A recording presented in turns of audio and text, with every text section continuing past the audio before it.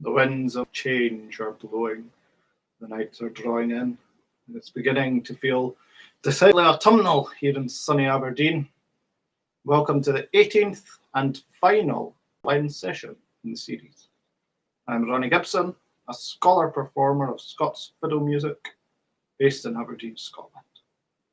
Today we're workshopping two sets, 140th and 143rd pairs of tunes, which come from Glen's second book, published 125 years ago.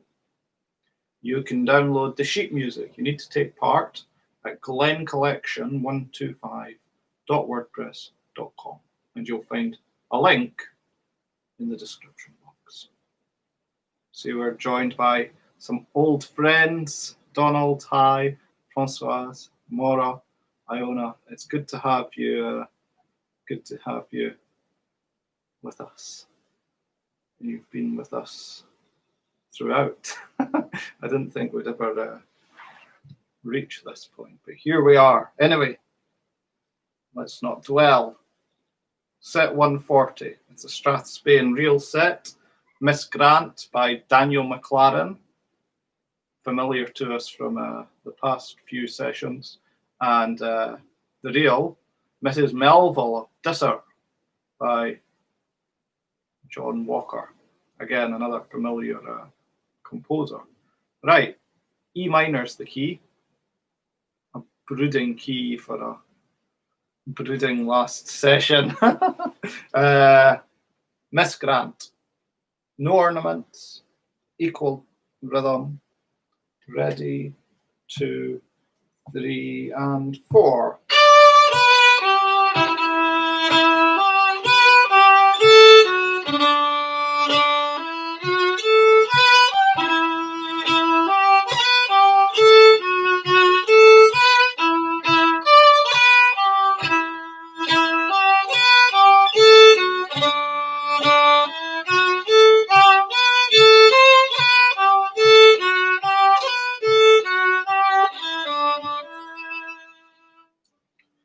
Typical of an E minor tune, the chords basically alternate between E minor, the tonic, and D, a step below.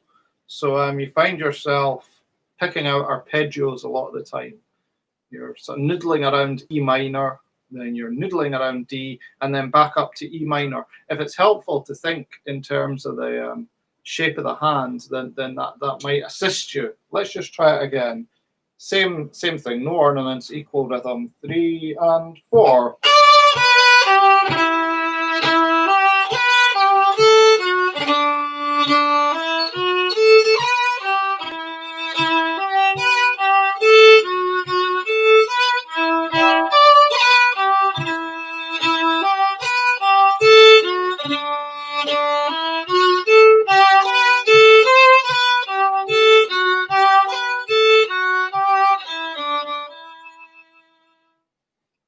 There we go. We've got these burls in the first 3 bars, and then in the second line on the first 2 bars. Just jump onto the first note. Textural. One last time, then we'll add in the rhythm. 3 and 4.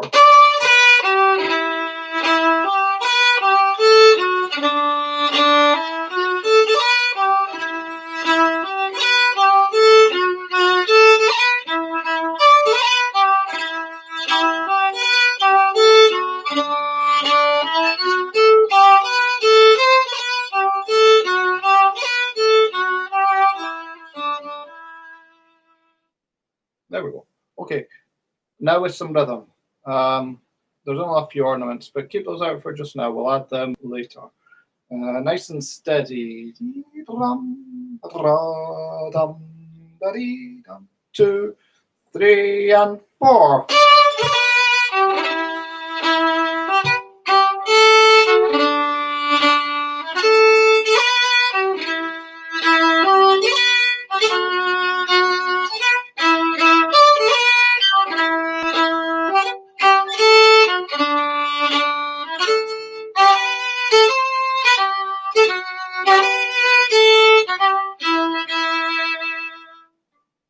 So it's what we've come to realize is quite a normal combination of dotted rhythms, snapped rhythms, and equal quavers.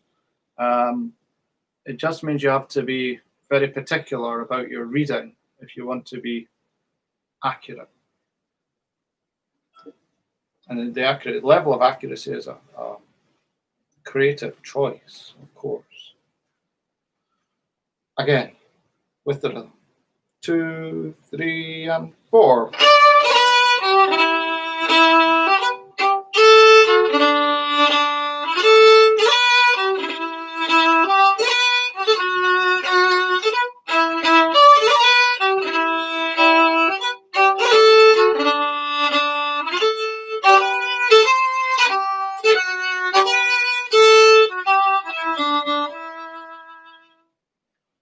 We get a tricky little bar in line 2, bar 3, a succession of snaps, and the main challenge is the bow control. One strategy is to try and not travel up the bow, so have a sort of violent jerk of a semi-quaver using a lot of bow, and then just recoup it on the dotted quaver.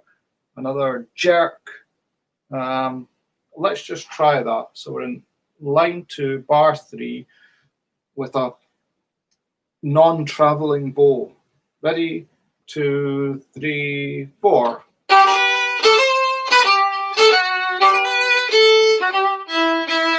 Let's just try it again. Da-dum, dee-dum, dee-dee, da-dum, dee-dee-dum, da-dee-dum-dum. The rest bite only comes in the last bar of the line. Ready? 3, 4.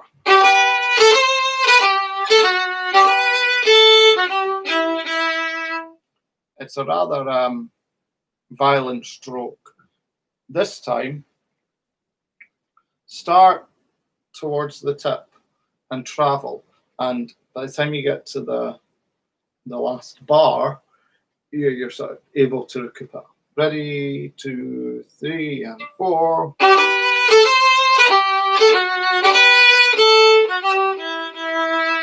And again, 3, 4.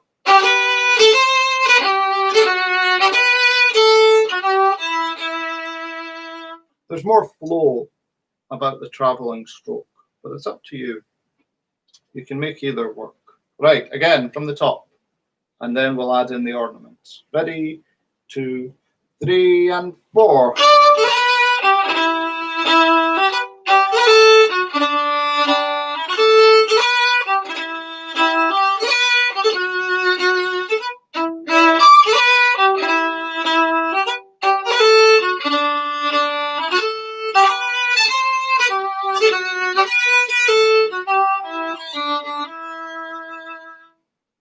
Good. Now, the predominant ornament is the third finger flick. You see it on the downbeat of bar 1. It's notated as a B and a D as the ornament notes, and then the note itself, the B. I oftentimes find myself anticipating this just with the open string. It helps the fingers find their way. So as printed, it's let's just try it as printed. So dee da da da, 2, 3, and 4. And again. Last time. That's the idea. And then you speed it up. And it becomes textural. Ready? 3, and 4. Oh, the finger missed the string that time. 3, and 4. Once more, 3, and 4. That's the idea. If you like, you can anticipate the ornament with an open string. So you're adding the note A for non-fiddlers. The ornament notes become A, B, D.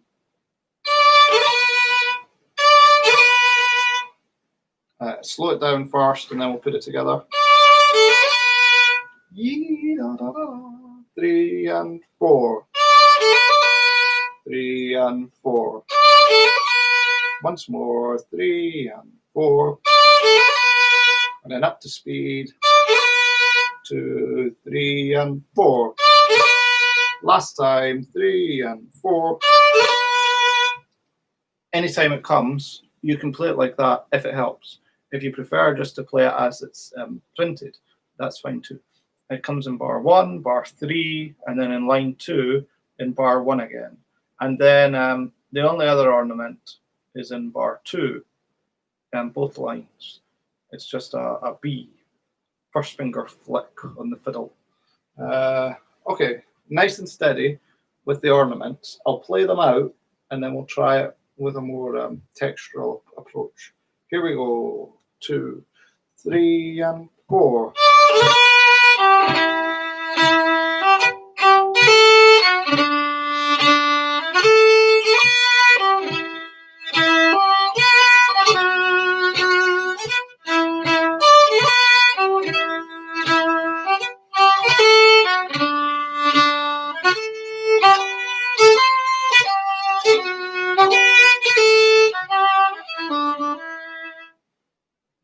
Very good. I was going to play them out, but when I started, I realized I couldn't. Sorry about that. That's the first measure. Let's move on to the second. So from line 3, again, we'll go back to no ornaments, equal rhythm, 3 and 4.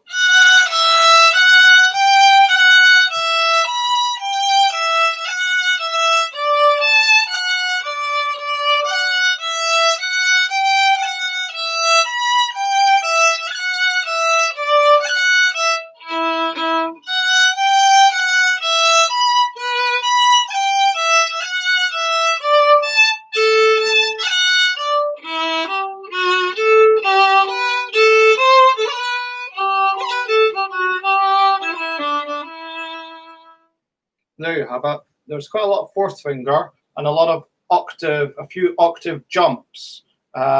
So the fourth finger for the high B comes fairly consistently, and it's unprepared. That's to say, you could go from an open to a 4. So you just got to fire it down. It's hit or miss, to be honest. You can certainly arrange your hand accordingly. You want quite a flexible thumb, so make sure the thumb isn't gripping there. If the thumb slides up the neck just somewhat, you can get that stretch a bit more easily. Let's just try again, same as before, no ornaments, equal rhythm from line 3, Miss Grant, set 140, 3 and 4.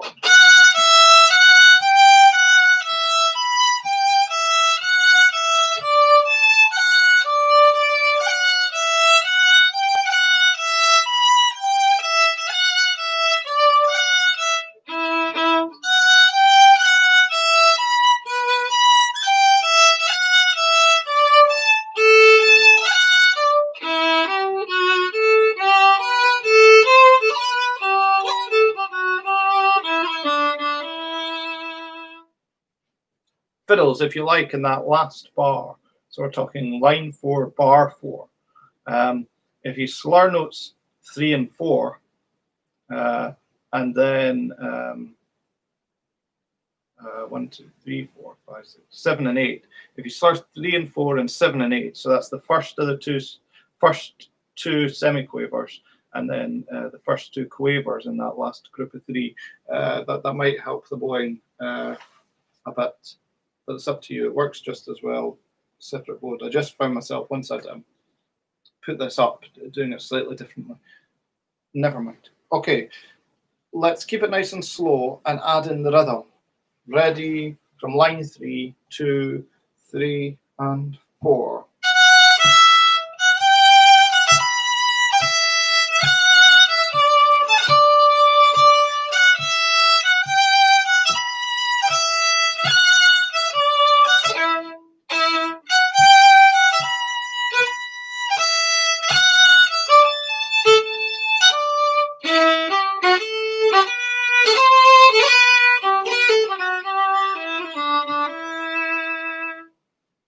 So there are a few places where there's a large interval leap. It's most pressing in line 3, bar 4. Notes 5 to 6. You've got a semiquaver high E to a dotted quaver E, and it involves a crossing of the string. So you just have to watch out for that. Let's just try that bar. Line 3, bar 4. Ready, 2, 3, and 4. And the point that the high E is only a semiquaver, you're over. You need a very agile bow. Again, line 3, bar 4, 3, 4. Once more, and. We talked in the last session about that rhythm, yadam ti tatam, where you can come off the string on the second dotted quaver. So that's the penultimate note in the bar.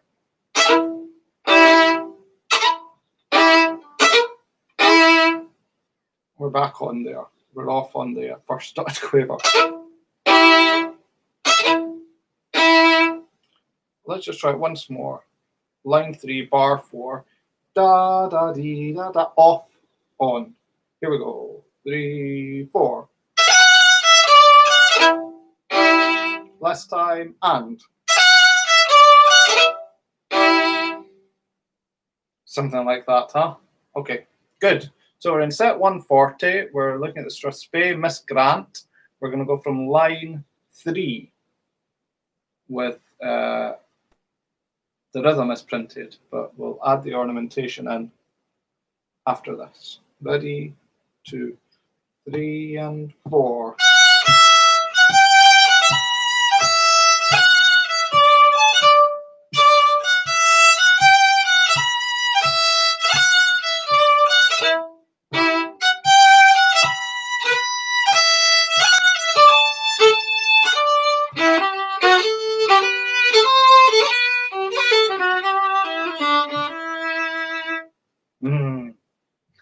Tricky, rhythmically and bowing wise. This one's tricky. Right. The ornament is the same each time it comes. If you look to line 3, bar 2, it opens there with a. And to be honest, it's exactly the same as what I was advocating for the ornament at the very start of the tune. It's a third finger flick, but anticipated by the open string. So let's just keep it nice and slow, but we'll go from line 3 with the ornament. Ready, 2, 3, and 4.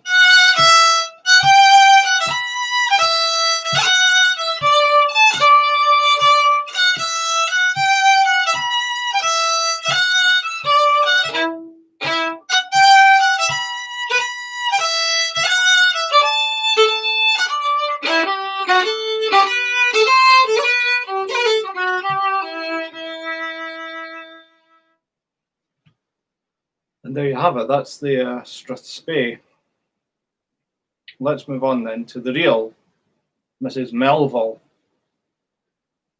An E minor reel with C sharps. What a treat. Nice and steady. 3 and 4.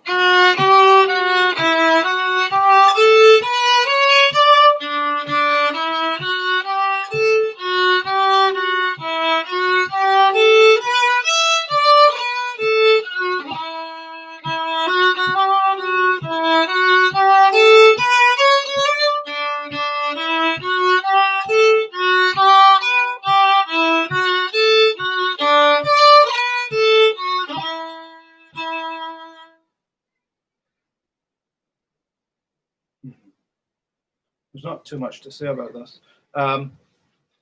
In the interests of working at speeding it up, let's try playing 2 bows for every note. This is really a fiddle only thing. Non-fiddles can just play it as printed.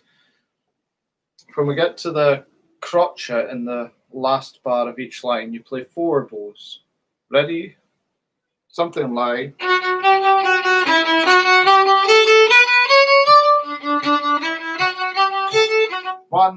2, 3, and 4.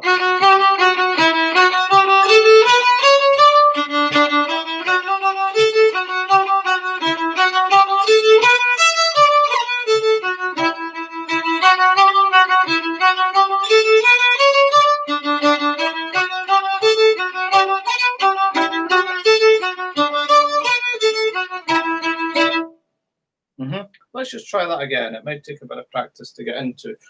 So we're in set 140. We're doing the real Mrs. Melvill. We're playing 2 bows per note. Ready, 2, 3, and 4.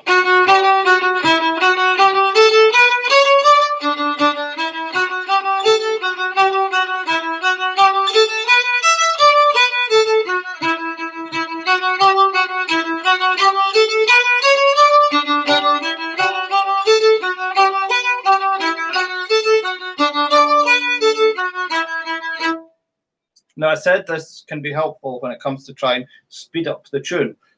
What we're in effect doing is creating a lot of space, head space, by giving the effect of speed, because the bow's moving quite quickly. If you were playing it, that would be quite a respectable tempo. But the left hand is moving at half the speed because we're doing 2 bows per note. We'll do it once more, and what to try and do is take in a broader vista of notes when you're reading. So by the time you're playing a note, you're 2 or 3 notes ahead. It's my contention that when it comes to speeding up tunes, it's nothing technical that often holds players back. It's more about reading, the speed of reading. So let's just try it once more and try and read a little bit ahead. It can take a bit of practice. Ready, 2, 3, and 4.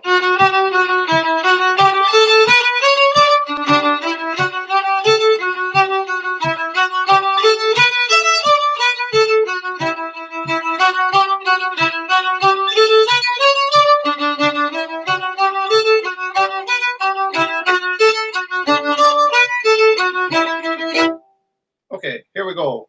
Separate bows. Let's just try it at that same sort of bow speed. Yeah, da da da da da da.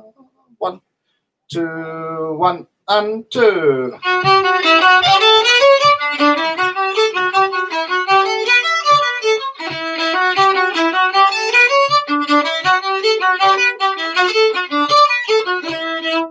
How's you getting on? It's maybe still a bit quick. Don't worry though. Right, let's go to line 3 and slow it down again. Ready? Yeah. Pair the notes, 3 and 4.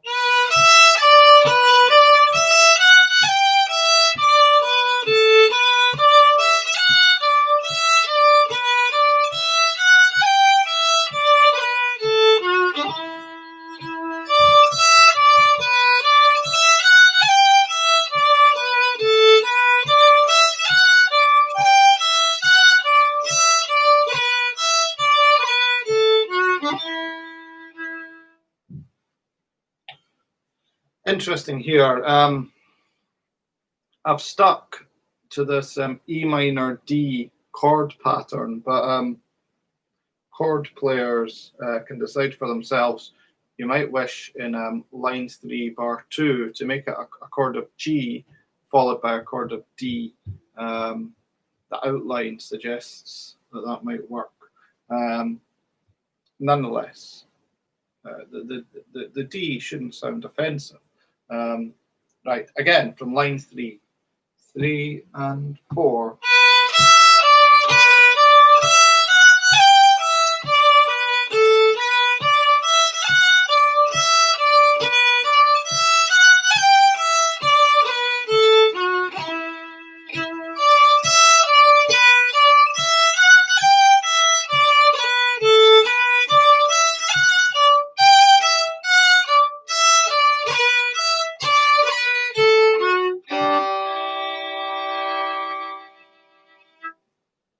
And there you go. That was Mrs. Melvill, Dysart, near Kirkcaldy.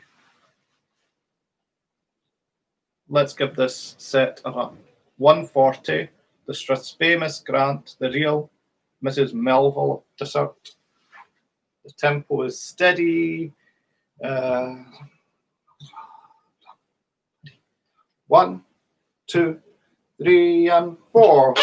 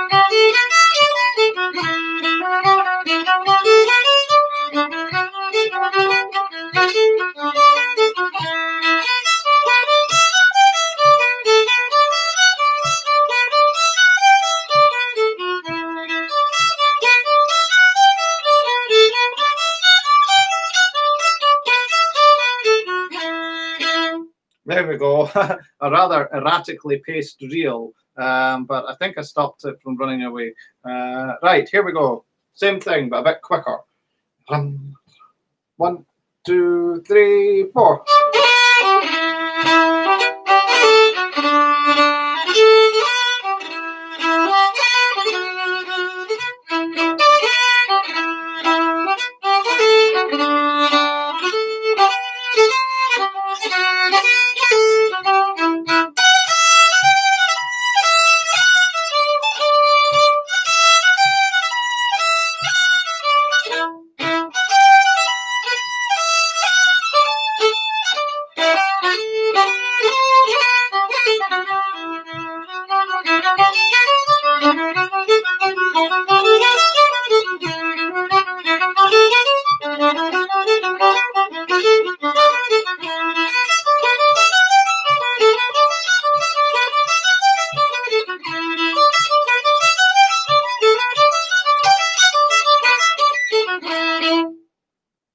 What do you think of that? A nice fiery E minor Strathspey and reel, and you can never have too much of a good thing, because up next, set 143, we've got more of the same. Anyway, if you've got any questions or thoughts or comments, you can fire them into the chat bar, but in the meantime, we'll continue. Set 143 is solid gold in terms of its credentials. The Strathspey Belladrum by Simon Fraser, Captain Simon Fraser of Knocky, and the reel, Miss Johnston of Hilton by Neil Gow, a fitting composer with which to finish, really, given his iconic status within Scottish fiddle music. Anyway,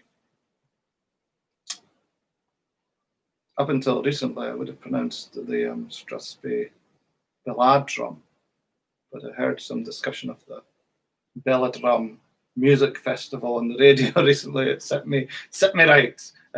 On the banks of Loch Ness, if you need a geographic locator. Right. Belladrum. Without ornaments. Well, there's none to really occupy us in the first measure anyway. And equal rhythm. 3 and 4.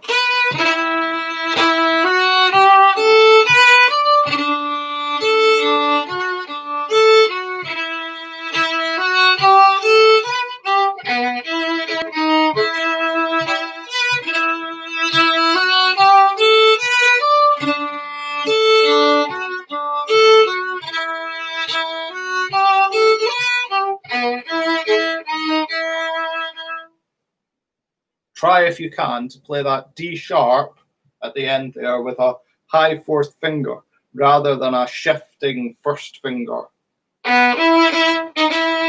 If you're doing that, you want to cut the note before just a bit short to avoid. It doesn't sound too bad, does it? But see how you get on. Right, again. 2, 3, and 4. I'm playing the rhythm. We're not meant to do that. Equal rhythm. 3 and 4.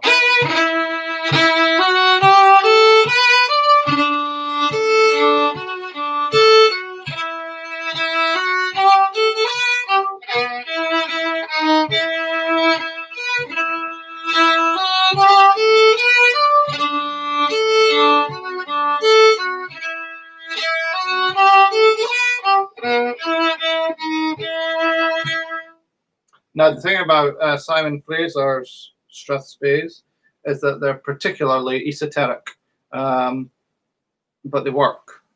They're finely wrought. It was said of Simon Fraser that none other could make the fiddle sing Gaelic or speak Gaelic so sweetly. He was a collector of tunes from the Gaeltach, one of the first. He published a collection in 1816, which is a great source book for Gaelic melody. But he was also a very fine composer, a friend of Nathaniel Gow. Right, with the rhythm this time. Belladrum by Simon Fraser from the top with the rhythm. 1, 2, 3, and 4.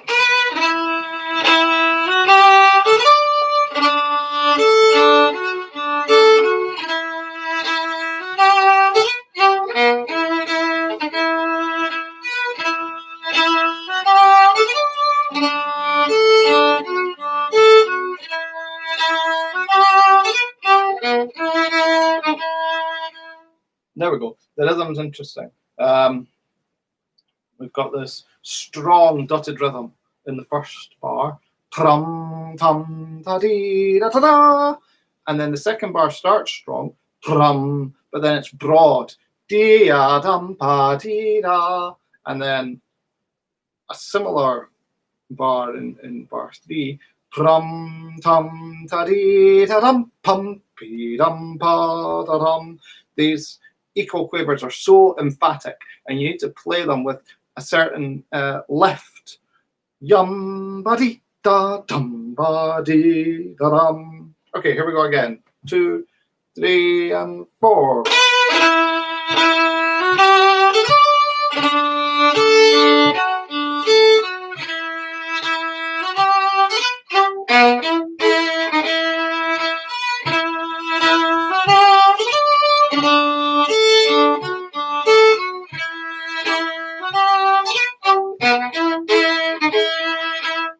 That's the idea. Let's try just once more. It's really broad-shouldered stuff. 2, 3, 4.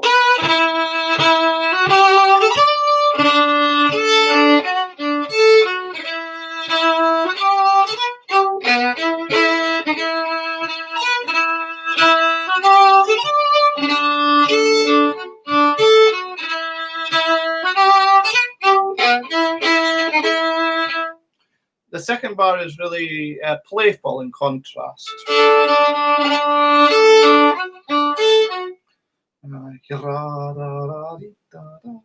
the severity.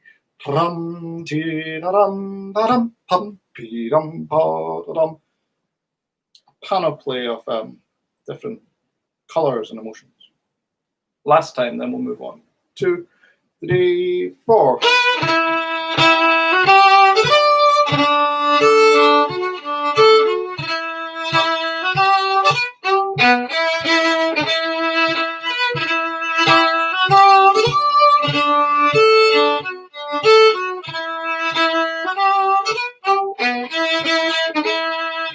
There we go. How are you getting on with that D sharp? Fourth finger, it's worth trying. Again, if you can, the thumb can help if it's along the fingerboard somewhat. Right.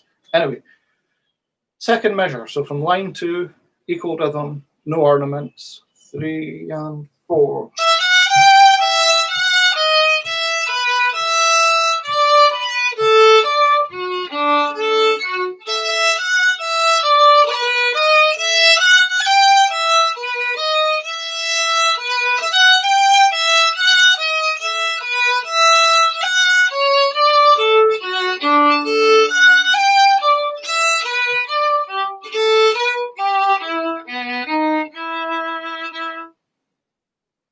There's a lot to this.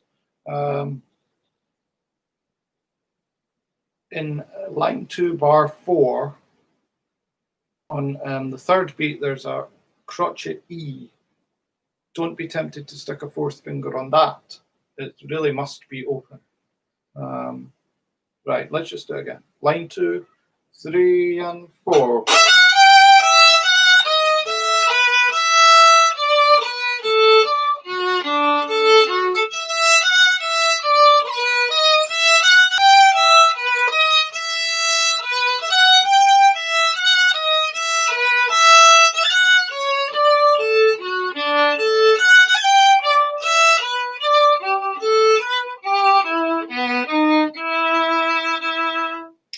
Right, next, let's add in the ornaments. There are 2, and they're both very interesting.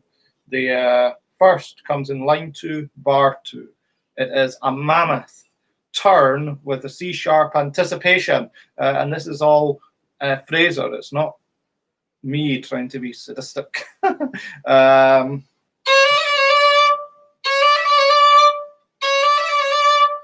Fiddles, you will need to stick a fourth finger on that third note of the ornament, the E.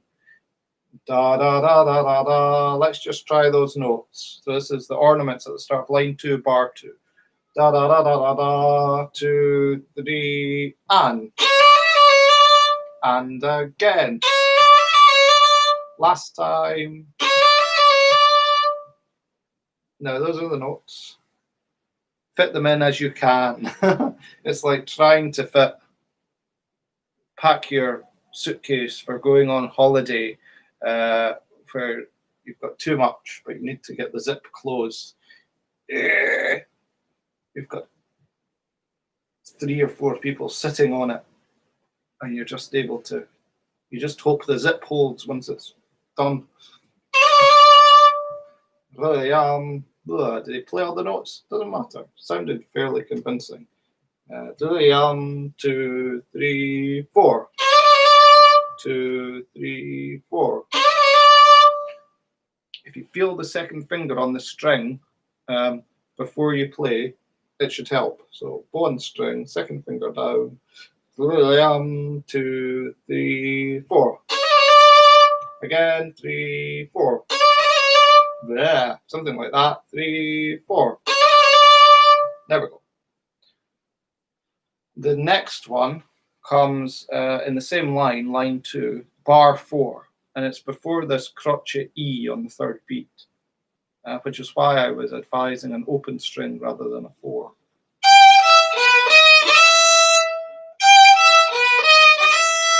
Let's just play that from line 2, bar 4, with the ornament, equal rhythms though, 3 and 4, and again. Last time. There we go. C. Morris saying that high fourth finger on the D sharp is a challenge to make it sound good. A bit of exercise. Yeah, a bit of exercise. And maybe being too violinistic, advising a fourth finger. It depends. That's how I play. You're welcome to play it as you wish. Of course, I'm not dogmatic about any of this. If you get the thumb up the side of the fingerboard, it can help. Right. Okay, so from line 2, we're going to keep the rhythm equal, but with these little ornaments. Okay. 2, 3, and 4.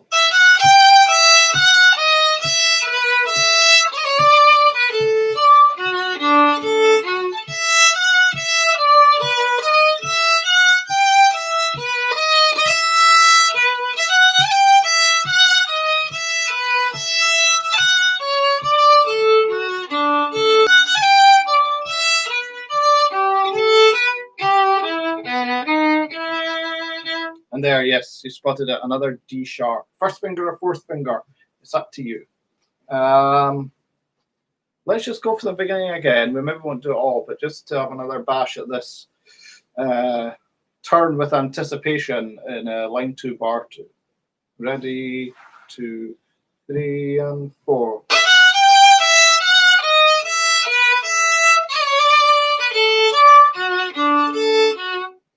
There we go.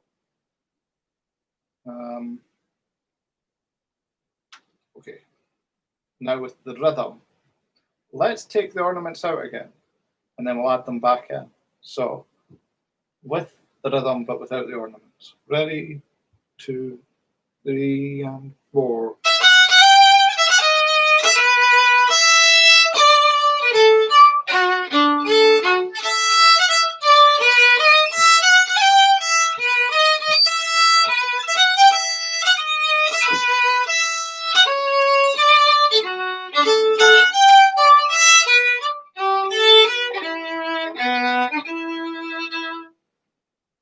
It's really all about characterizing the equal quavers.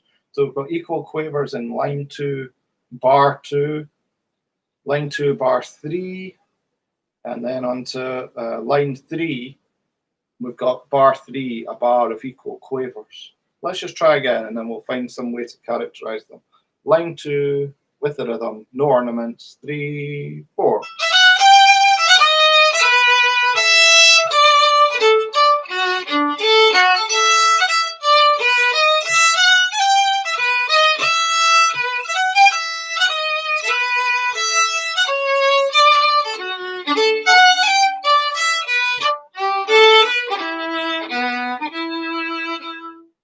If we work our way back, so starting on line 3, bar 3, these are dainty again.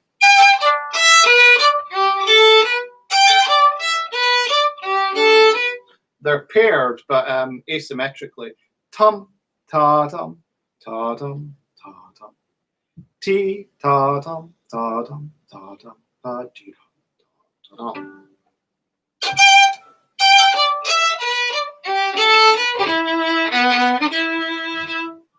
Let's just try that. Line 3, bar 3, 3 and 4.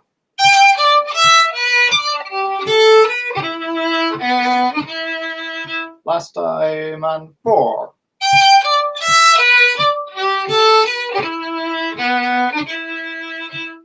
There we go. Otherwise, I think in line 2, the equal quavers in bars 2 and 3 are a bit like shoveling coal. There's a physicality to them.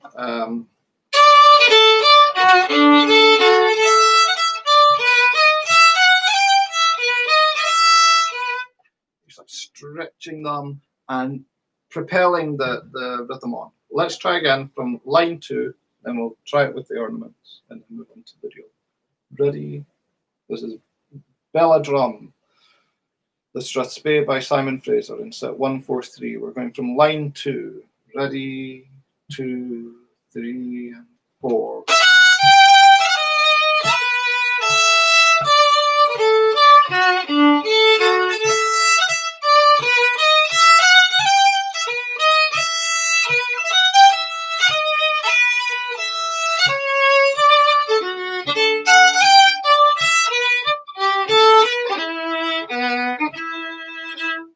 It's the equal quavers that make it. They're great fun.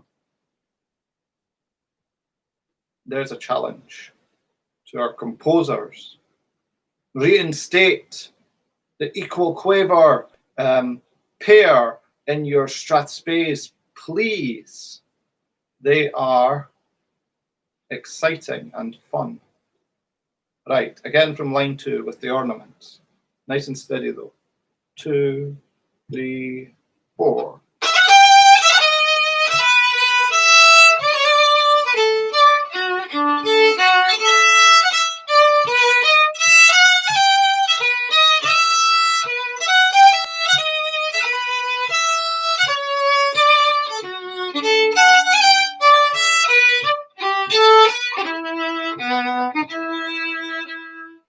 There's a lot in this. Let's just do it again. 2, 3, and 4.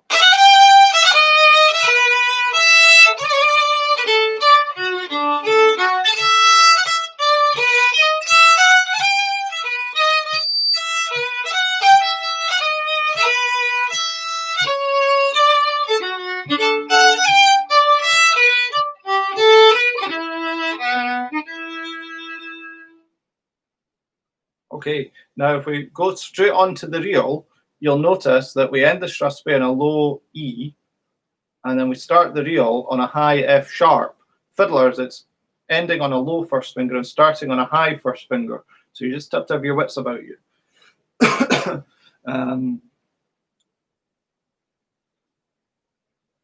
Oh, Morris saying Shuffin gets a whistling E anyway to avoid those consistently.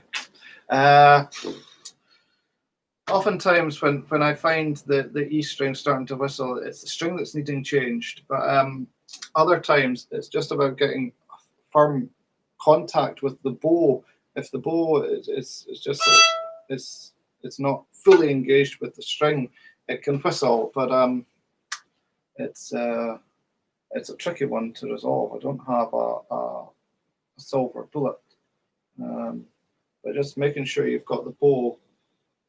The full hair of the bow on the string, nice and firm, and just a little breath. But other than that, it's hard to say. Right, so we're on to good old Neil Gow, Miss Johnston of Hilton, an Aberdeen connection, the Johnston family of Hilton. Hilton's just across the road, really, from where I am. And the site of Hilton House is now flats, sadly. It was formerly the North East College of Education. Morris saying that the violinist is Bane, the whistling E. I know. Right, here we go. Miss Johnston of Hilton, nice and steady. Pair the quavers for now. 3 and 4.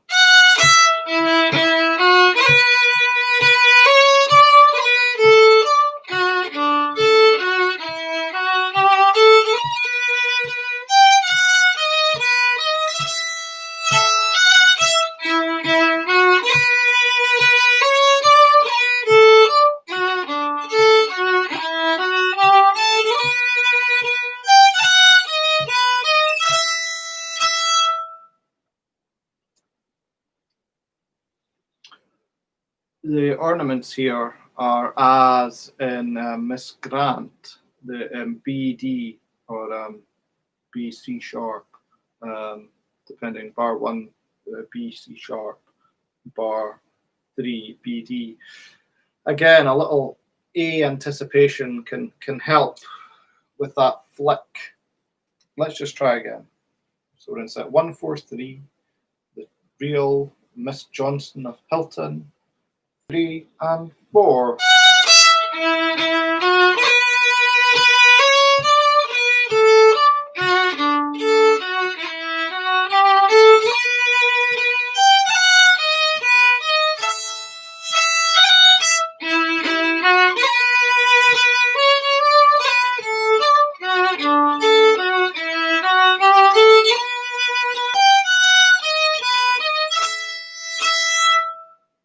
So going from the strathspey into the reel, we're leaping up to the high F sharp, but then by the second note of the first bar, we're back down again. So there's a lot of toing and flowing. Good. Okay, once more, and then we'll move on. Miss Johnston of Hilton. Here we go.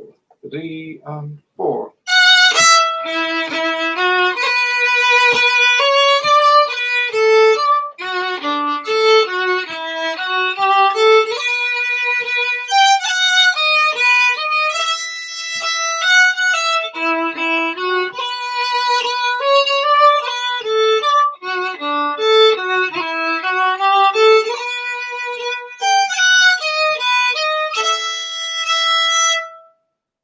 Okay,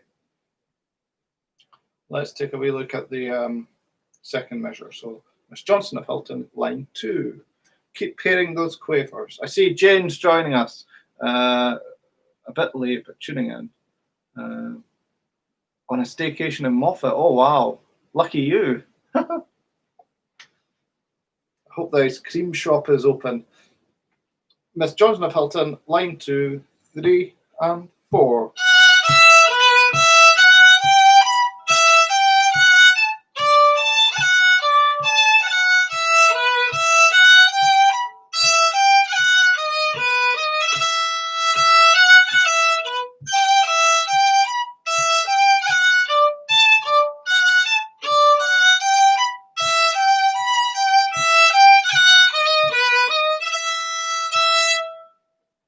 this is a rather noodly second measure. If you compare lines 2 and 3, they're on the same basic theme, but the notes change. They're not repeats. So they're still picking out the same chord, but they come in a different order. So don't get too complacent after you've played line 2 that you know how line 3 goes, because it's different. But again, here we go. Here we go. Miss Johnston of Hilton, line 2, 3 and 4.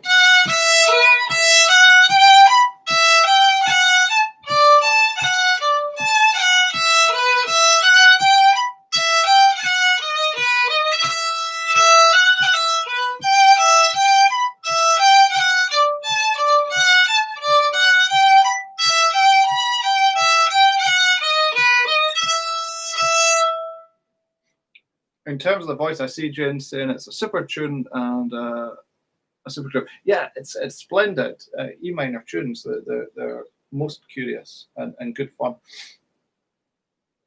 The voicing can play a little bit. Dee-dum, dee-dum, ba-da-da-da-da-da-dum. But really, you just want to play it. And pairing the notes really does help. Right, once more from line 2. 3 and 4.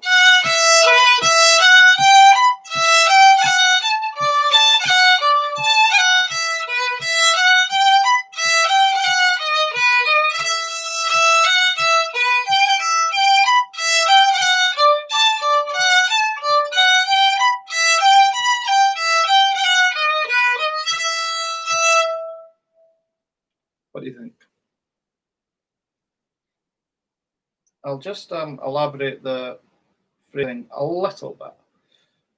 Dee-dum, da-da-da-da-da, da-da-dee-da, da-da-dee-da-da, dee-dum, dee-da-da-da, ya-da-dee-ya-da-da-da-da-da.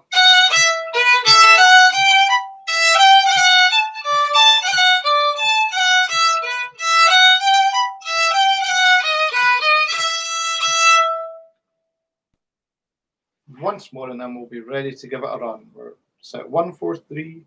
The real Miss Johnston of Hilton, line 2, 3 and 4.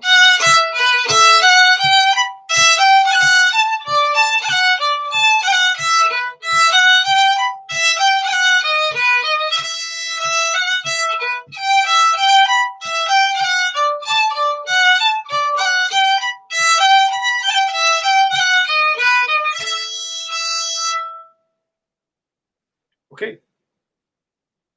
Set 1, 4, 3. Belladrum and Miss Johnston of Hilton at steady tempo. 3 and 4.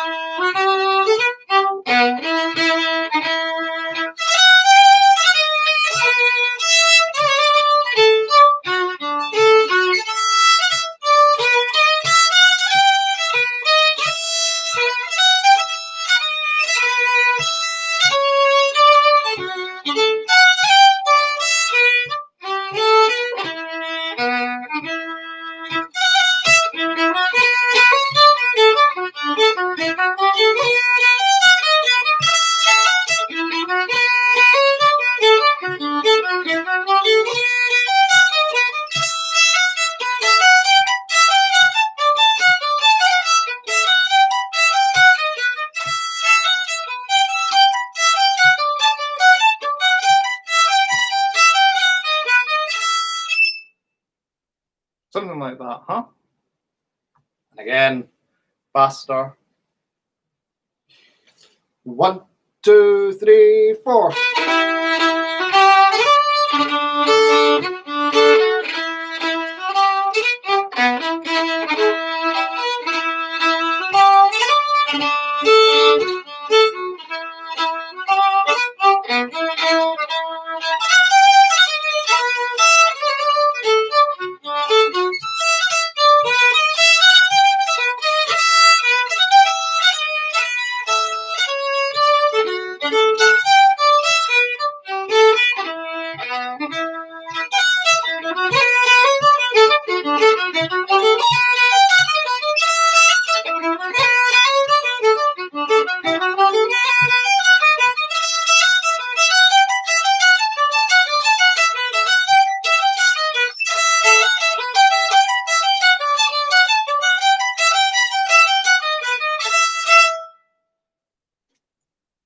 that's about it for this video and this series of Glen sessions.